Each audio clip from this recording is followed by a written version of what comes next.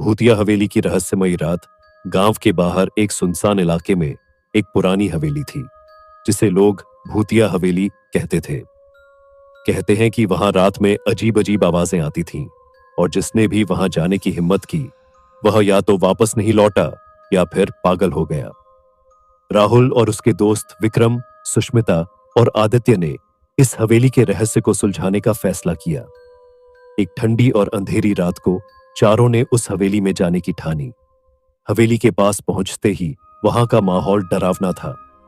झींगुरों की आवाजें, टूटी खिड़कियां और हवाओं की सनसनाहट ने माहौल को और डरावना बना दिया। हवेली के अंदर कदम रखते ही उनकी टॉर्च की रोशनी धूल से सने फर्श और पुरानी दीवारों पर पड़े अजीब अजीब निशानों पर पड़ी। दीवारों पर अजीब सी लकीरें और खून जैसे धब्बे थे। विक्रम ने कहा, शायद ये सिर्फ अफवाह है, कुछ नहीं होगा। जैसे ही उन्होंने एक कमरे का दरवाजा खोला, अचानक से वहां ठंडी हवा का झोंका आया और दरवाजा अपने आप बंद हो गया। सुष्मिता डरते हुए बोली, ये कैसा मजाक है? आदित्य ने दरवाजा खोलने की कोशिश की, लेकिन वह हिल भी नहीं रहा था। तभी राहुल की टॉर्च बंद हो गई और अंधेरे में चारों के दिलों की धड़कन तेज हो गई।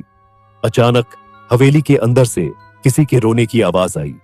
आवाज ऐसी थी जैसे कोई औरत दर्द से कराह रही हो। चारों के रोंगटे खड़े हो गए। राहुल ने हिम्मत जुटाकर कहा, आओ देखते हैं कि यह आवाज कहां से आ रही है। वे धीरे धीरे उस आवाज की दिशा में बढ़ने लगे। एक पुराने जर्जर से कमरे में पहुंचते ही उन्होंने देखा कि वहां एक सफेद साड़ी में लिपटी औरत की परछाई थी। उसके लंबे बाल उसके चेहरे को ढके हुए थे। जैसे ही उन्होंने और नजदीक जाने की कोशिश की, वह औरत अचानक गायब हो गई। तभी कमरे में एक जोरदार धमाका हुआ और दीवारों पर खून से लिखा दिखाई दिया, तुम यहां क्यों आए हो? अब तुम्हारी मौत पक्की है। सुष्मिता चीखने लगी और भागने लगी, लेकिन दरवाजे बंद हो चुके थे। चारों ने महसूस किया कि वे अब फंस चुके हैं। विक्रम ने खिड़की तोड़ने की कोशिश की। तभी पीछे से वही औरत प्रकट हुई। उसकी आंखें खून से लाल थीं और उसकी हंसी ने सबके होश उड़ा दिए। आदित्य ने हाथ जोड़कर माफी मांगी, हमें छोड़ दो, हम यहां सिर्फ सच्चाई जानने आए थे। उस औरत ने कहा, तुमने मेरी नींद को भंग किया है, अब तुम यहां से जिंदा नहीं जाओगे। सुबह जब गांव वालों ने हवेली के पास जाकर देखा तो वहां किसी का नामो निशान नहीं था, लेकिन हवेली के दरवाजे पर खून से 4 नाम लिखे थे, राहुल, विक्रम, सुष्मिता और आदित्य।